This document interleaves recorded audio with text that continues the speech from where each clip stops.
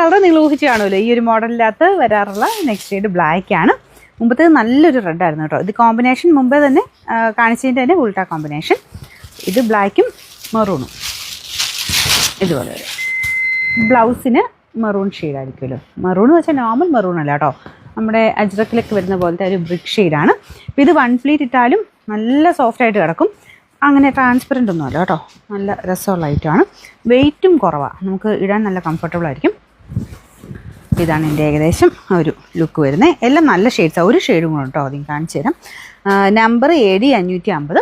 ഇതിൻ്റെ പ്രൈസ് വരുന്നത് 1290 ഉള്ളൂ. 1296. ഇതിൽ മൂന്നാമത്തെ ഷെയ്ഡ് വരുന്നത് ഒരു ലാവൻഡർ ആണോ, ലാവൻഡർ അല്ല, വൈൻ പോലത്തെ ഷെയ്ഡില്ലേ, അങ്ങനത്തെ ഒരു ഷെയ്ഡ്. നോർമലി ഇങ്ങനെ ഈ അജ്രക്കിൻ്റെ കളർ കോമ്പിനേഷൻസിൽ വരാത്ത ഒരു കളറാണ് കേട്ടോ. സാധാരണ എപ്പോഴും തന്നെ ഈ പറഞ്ഞ പോലെ ബ്ലാക്ക് മെറൂണ് അങ്ങനെയായിരിക്കും കൂടുതൽ ഇതിൻ്റെ അകത്ത് വരാറ്. അപ്പോൾ ഇത് ബ്ലൂ എന്ന് പറയാൻ പറ്റില്ല, ഒരു വയലറ്റ് പോലത്തെ ഷെയ്ഡാണ്. ഇതിനും നമുക്ക് റെഡ് ആട്ടോ കോമ്പിനേഷൻ കൊടുത്തേക്കുന്നത്.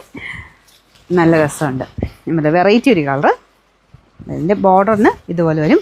ബ്ലൗസ് കോൺട്രാസ്റ്റിൽ ആ ഒരു റെഡ് ഷെയ്ഡാണ് വരിക. അപ്പോൾ ഇങ്ങനത്തെ ഈ ബ്ലാക്ക് മാർക്സ് ഒക്കെ ഇങ്ങനത്തെ ഒറിജിനൽ ഐറ്റംസിൽ വരുന്ന പോലെ തന്നെ ഇതിലും വരാറുണ്ട് കേട്ടോ.